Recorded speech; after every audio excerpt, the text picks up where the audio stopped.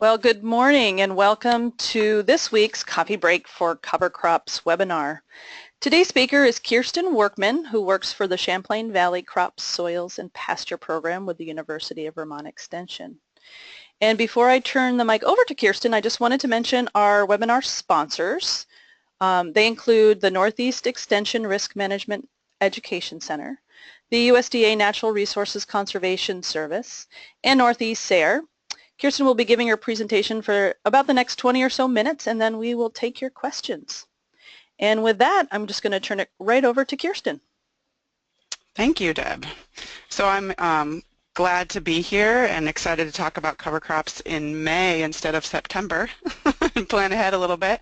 We're still actually doing lots of measurements on some of our cover crop demonstration and trial projects. So you'll see some of that today. So Deb asked me to talk a little bit about selecting cover crop species specifically for interseeding, and I will talk a little bit beyond that, but that's what today we'll focus on. Most of my work is in corn silage systems. I do work with some other growers, corn grains, soybeans, small grains, and vegetable producers, so I'll touch on that. But for the most part, these pictures and numbers are coming from folks who are doing this in corn silage systems, so I'll just leave that there.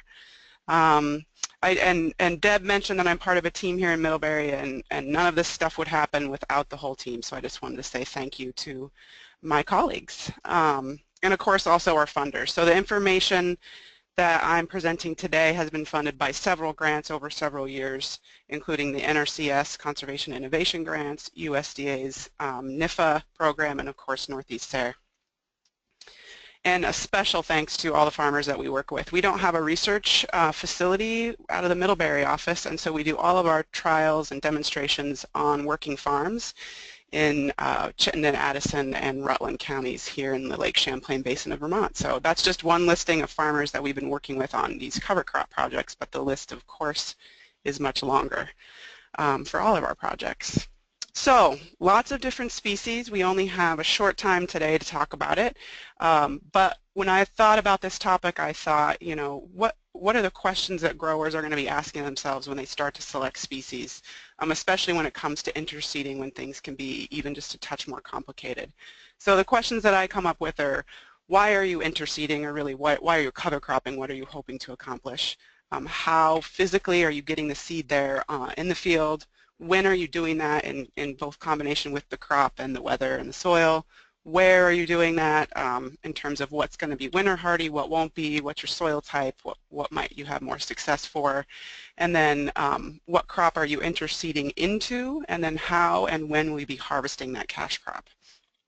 So I will answer not all of those questions probably, but I just wanted to put that in context. So one of the first things when you start to decide what species you might want to be interseeding your cover crops is just, what is the cover crop, you know, what are you hoping it will accomplish for you?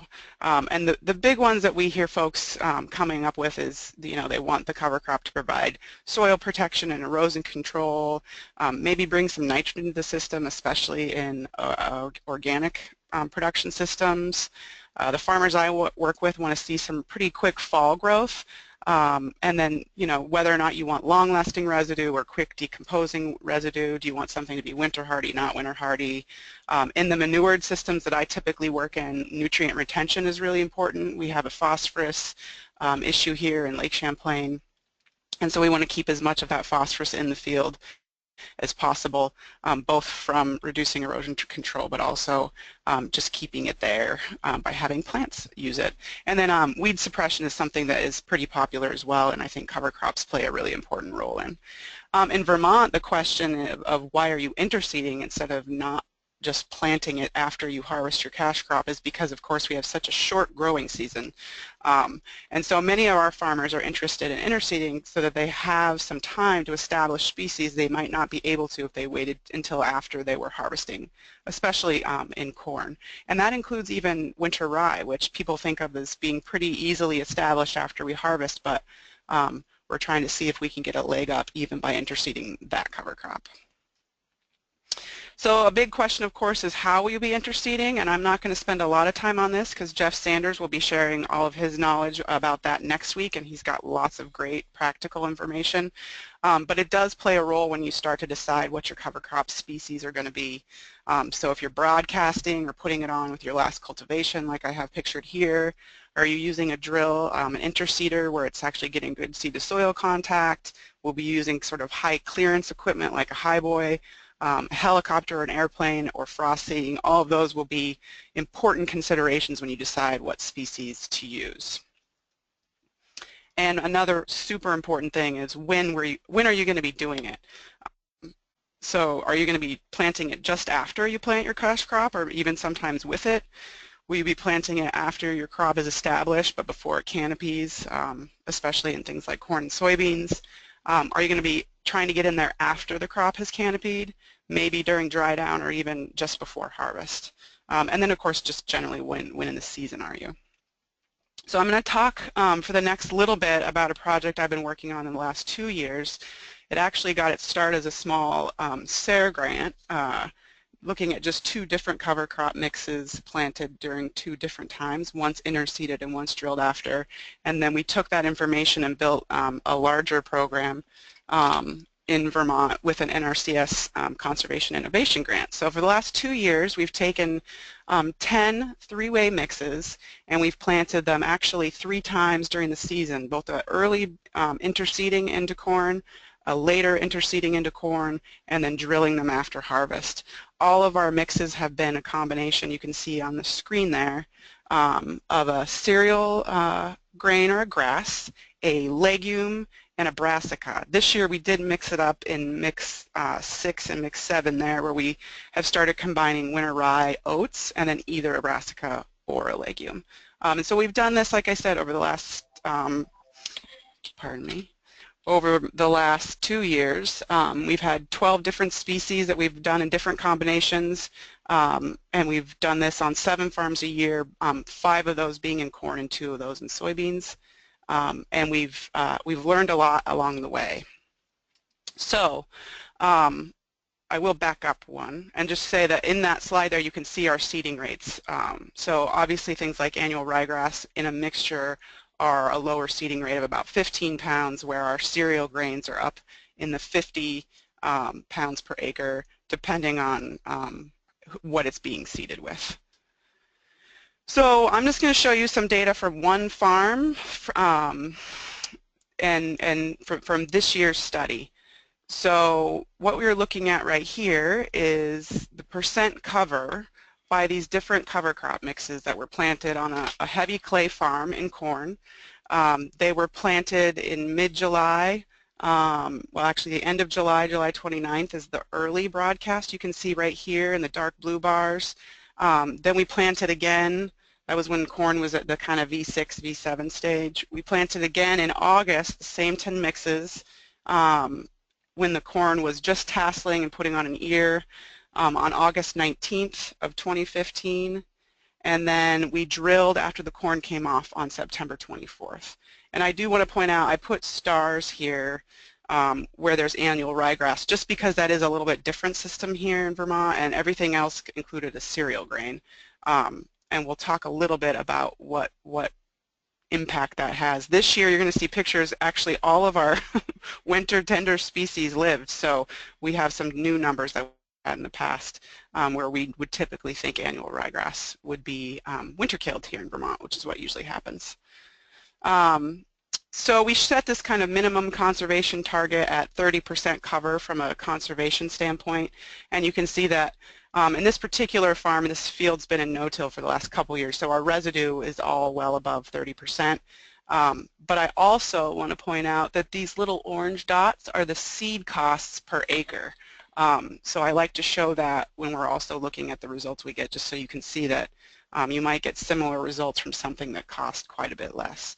But what we're seeing here, our control, I will point out, is a kind of typical 100 pounds of winter rye that we use around here. And you can see that depending on when we plant that, the 100 pounds of winter rye doesn't always perform the best out of those. And so our annual ryegrass seeded earlier tends to do better than our winter rye and even some of our other cereal grains. So I'll show some pictures of that. So this is in the fall. One thing we do notice, of course, I'm going to go back, is that our drill plots here in the yellow bars tend to be more consistent, and that of course makes sense when you're interseeding those cover crops into a standing crop. There's a lot of things going on, including the fact that we drive over them after we plant them to get the cash crop off. So then this is the spring, and what you might notice is that those earlier planting dates tended to go down from fall to spring, which we don't always think would be the case. Most of that is because some of those species in those mixes do winter kill, things like tillage radish, but then also just those drill plots, of course, were younger in the fall and have since sort of caught up. So I just wanted to compare, when we talk about species selection and timing and what species tend to do better sort of in that competition under shade, you know, we have seen some pretty significant differences. So the top pictures there in front of you are actually annual ryegrass. This is the same farm, so same planting dates you can see there in front of you. We just see that annual ryegrass does seem to outperform winter rye in those earlier plantings. It does better in the shade. It does better being planted that early. Again, winter rye is a cereal grain. I think planting it in July just is not beneficial necessarily. We have seen some success with that, but we don't tend to see the winter rye really start to do well interseeded until this kind of August time frame down here, where you can see it's pretty well matched with the annual ryegrass. And then again, planted late, we see winter rye really do its best work. And we've learned a lot too about annual ryegrass and how to interseed it appropriately. And one of the things I'll share with you also is about using good seed. So we used coated seed this year for the first time, and I think that was a large part of why we had better success this year than last year. The other thing is we use these three-way mixes, and what we notice is when you plant them at different times, we tend to see the different species do better during different times of the year. So this is triticale, a winter triticale, a winter pea, and a winter rapeseed, dwarf Essex rapeseed planted all together. And you can see that when it's planted in July, that winter triticale just doesn't really come through very well. As we get into the August, we start to see a little better species composition. It's a little more evenly matched. And then when we've gone in and drilled after harvest, this year all three species are there, but you can see those cereal grains start to dominate the mix.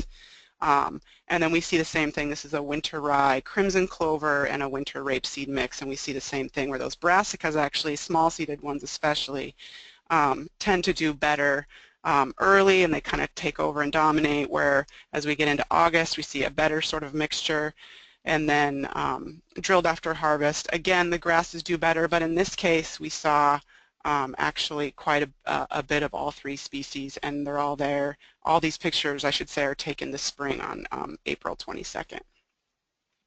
One of the other things that we've started looking at is legumes, and all of our mixes have legumes in them, and that's one of the reasons we're seeing folks interseed, is to try and get an earlier establishment of some of the legumes that we've been missing when we just plant winter rye. And what we've seen is winter peas, those large seeded legumes, don't particularly like to be just thrown on top of the ground. So, you know, something, a technology like Interseeder would be, I think, really interesting to see how that would perform here in Vermont, which we will find out shortly. But what I did notice is you can see that top picture with the winter peas. They actually did establish in August and grow. I don't have the fall picture here, but those peas were alive, but they did not survive the winter being broadcast, where the peas that were drilled and had good seed-to-soil contact and grew well actually survived the winter. And then also with vetch, we've seen some pretty good luck with vetch being interseeded. So this middle picture doesn't quite do it justice, but vetch was there at all three planting dates in this particular mix. So I'm going to move through this pretty quickly. I just wanted to give you an idea of what we're starting to see. So depending on your cropping system and your timing, we're seeing, like I said, certain species excel. So if you're planting in that early kind of knee-high corn stage where you're broadcasting, or if you're interseeding, or if you're doing this with cultivation. You know, like I said, the annual ryegrass tends to do well, and that tends to be July-ish around here. The small seeded brassicas tend to broadcast really well. They're kind of the size of a clover seed. They tend to sort of get down in those nooks and crannies a little bit better. We have seen good luck with the radish. It doesn't necessarily do its best radish behavior when it's broadcast on the surface, but we do see it establish well and do well and give us really good fall cover. And then of course your clovers, and like I said, we've seen vetch. I did already mention using coated annual ryegrass, and that we haven't seen a lot of good luck with those large seeded legumes like cowpeas or field peas, things like that. So then when you get into that later corn stages, that kind of V8 to tassel and later, again, the ryegrass seems to do well. The winter cereal grains then start to kick in and do fairly well, especially if we have good moisture. And then the brassicas and those and the red clover hairy vetch. I didn't put peas on there, but I guess maybe I should have. They tend to do better at that middle planting date. And then again, the challenge here is utilizing really specialized equipment unless you're in a crop like soybeans or vegetables. If you're in corn, you need to have high clearance equipment or you know, aerial, helicopter, airplane kind of equipment. In soybeans, we've done some work in soybeans. Winter rye tends to do pretty well in soybeans. Again, we're planting later into soybeans, and this is an ideal crop, I feel like, for this because it does come off later. And we're actually seeing the typical recommendation has been to do this as leaves start to yellow or drop. We're actually seeing better establishment when we go a little bit earlier in the season in August, and there's still a little bit of canopy and moisture at the soil surface to get that crop established, and then it doesn't seem to cause us too much trouble going through the combine, for example. We haven't done a lot with legumes. We can get them to establish, but if you were going to be rotating to another crop like corn, that would be something to take into account too. If you're going to be frost seeding into your winter cereal grains, that's a pretty typical time-tested method. Doing that with red clover or sweet clover, and in some cases, folks are actually planting just a couple pounds of radish with their winter wheat at planting, so through the drill. And this is, like I said, has been, we tried to improve on this here in Vermont with an organic dairy farmer, and his frost seeding sweet clover into his winter wheat far outperformed what we tried to do. So we think that's basically the way to go. But I would say just be ready ahead of time and have your seed ready and be able to take advantage of that opportunity as soon as you can when we get that timing right. One thing that we tend to gloss over of interseeding, using a nurse crop in your new hay and pasture seedings, or if you're rotating out of vegetables and for a few years. And we typically use, you know, a lower rate of oats and barley. Some folks are using Italian ryegrass at a pretty low rate, and I've even used things like berseem and crimson clover in April or May to establish a perennial seeding.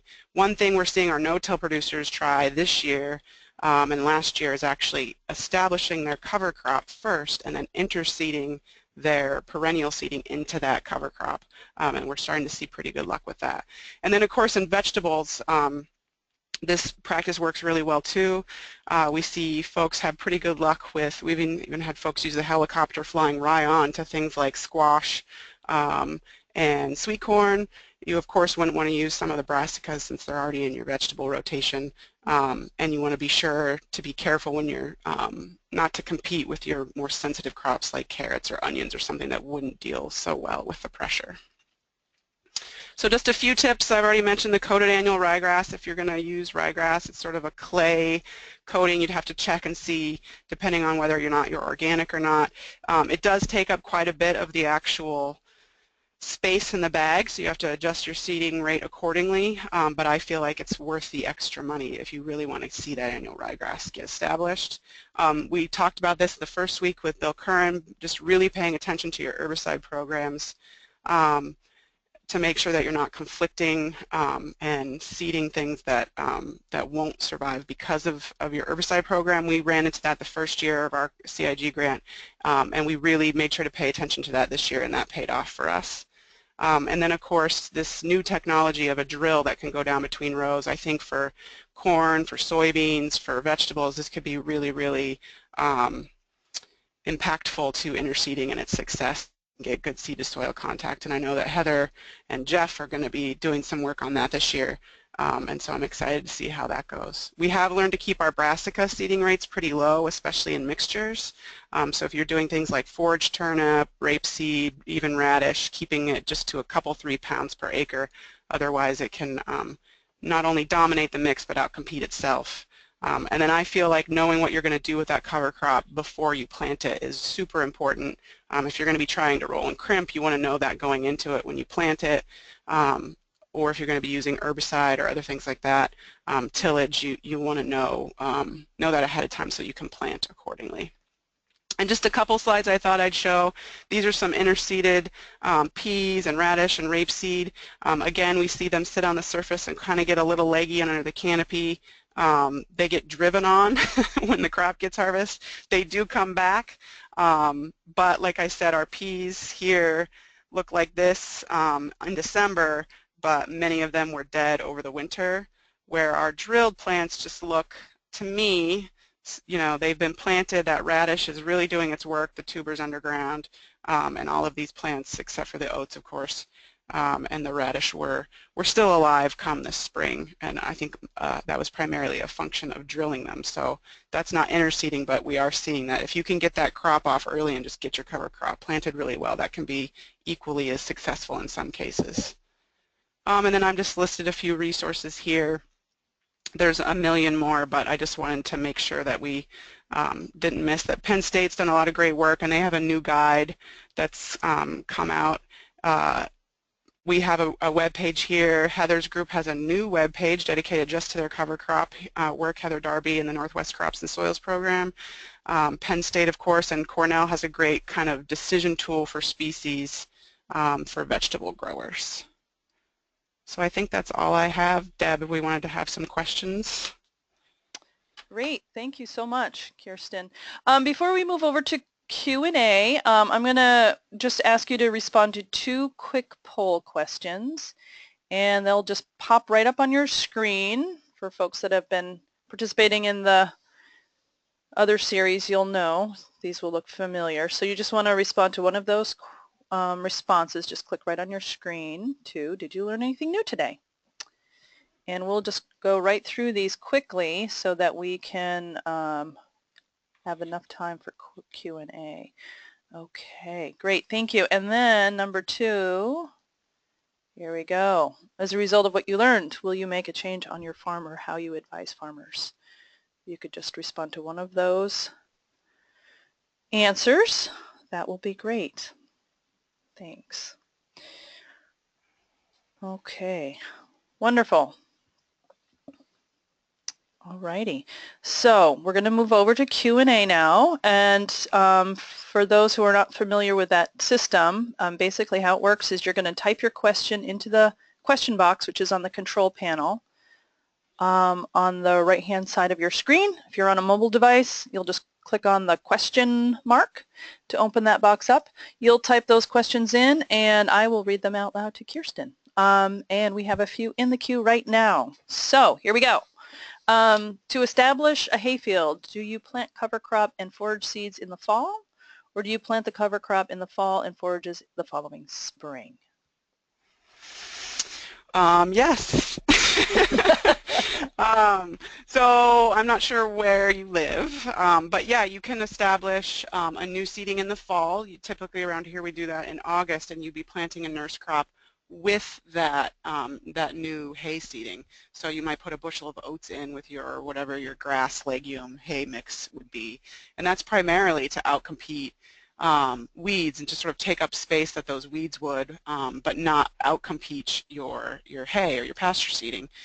What I alluded to just briefly was that we do have a couple producers that had corn planted there, in this case winter triticale, at a kind of a lower rate, let that grow over the winter, and then this spring have gone in and have been seeding their new seeding as a spring new seeding into an already established cover crop. And so we're starting to see that work fairly well, where they just do some light scratching and broadcasting, kind of roll it in, and the cover crop tends to still live through that, and or just drilling through the cover crop with the new seeding. You can also just do a regular new seeding with a nurse crop in the spring as well, depending on where you are and what the weather does. So I hope that answers that question. Great, thank you. So for your the slide about the Austrian winter pea that didn't make it, were you just broadcasting that as a monoculture, like just straight up, or did you have that as a part of a mix? Yep, so in our project it was always in a mix. It was in a mix that was had 2 winter kill with it, so we had oat, peas, and tillage radish. And the picture that you saw, where all you saw was the pea residue, was where the oats and radish had died pretty quickly. Those peas had continued on for some period of time, but then come this spring the peas were goners. We did notice that in the plots that had winter hardy species with them, the peas tend to do better, and I think that was a kind of a function of being you know, sort of protected by things like winter rye and winter triticale. Great. But all of the peas did better drilled than they did broadcast. Interesting. That's cool. Okay, so when you say broadcast, what sorts of tools do you use? It looks like you could be small scale, like can you use your hands? Is there a handheld tool? How do you do that? So I do my plots by hand, just with a handheld seeder. I think there was a picture on one of the slides. But most of our farmers, if they're broadcasting at sort of that V5, V6 stage, they can either use just a normal fertilizer spreader, and actually quite often those farms are also spreading it with some fertilizer at that time when they're side dressing a corn crop, for example. If you're going into soybeans, again, you don't need any real special equipment because the crop is low enough that you can get through it with a typical tractor and be broadcasting it with a tractor-mounted broadcast seeder or through a fertilizer tender. And that's how most folks are doing a broadcast seeding. Tends to go pretty quick. Great. Excuse me. When you had talked about coating the seed, could you talk a little bit more about why you would use coated seed? Yeah, so with the annual ryegrass, which there's a couple reasons we use coated seed. One was when you broadcast it, especially if you're broadcasting it with anything else. So we did it with tillage radish primarily, and also with fertilizer. And what we've seen through our own work and what other growers have found is that annual ryegrass it's a grassy, it's pretty light and fluffy, and so it wasn't flying very well. And if you look it up, actually call it ballistics. So it just isn't flying as well as a tillage radish. So you would see this banding effect where all the annual ryegrass would be in the middle of the pass where you drove with the seed, and then the tillage radish would have gone much further, and or the fertilizer. And so the one reason was to get it to fly on better and broadcast better, just be a little heavier, a little denser, and actually get on the ground easier. The other thing we found that I think helped is that when you're doing that in July and ground is dry, that kind of clay coating helps imbibe water and hold it next to the seed, especially when it's just sitting on the surface of the soil. So those are the 2 primary reasons you're going to be using a coated seed. Some of the coatings also have some micronutrients or other sort of seed enhancements in them, but the primary reason is to kind of get that seed off to a good start and get it to fly the way we want it to. Great. Any other questions for Kirsten? We have about 2 minutes left, so please do take this opportunity to ask a question. I will also give a plug for NRCS that if you're applying for cost share and you're doing anything other than winter rye, if you're doing any kind of mixture, while the seed can be more expensive, the cost share rates are also typically higher when you do a mixture than if you were going to say do winter rye by itself. So just to take that into consideration. Great. Thank you, Kirsten. I did pop up in the chat box for folks the Champlain Valley Crops Soil and Pasture website. So and Kirsten also has that right up on the screen there. And I think if folks don't have any other questions, we will just say goodbye. Just a reminder that this series does continue next week, May 18th. We will have Jeff Sanders, who works for the Northwest Crop Soil and Pasture Program. He will be talking about options for interseeding cover crops. Great. And someone just asked about the rest of the resources. I will post those on our page and make sure that you guys get this in a follow-up email too. So there we go. Thanks for popping that up, Kirsten. And I will get that from you and make sure we post that for you all. All righty. And with that, have a great day, everyone. Thank you, Deb. Thank you, Kirsten. Appreciate your time.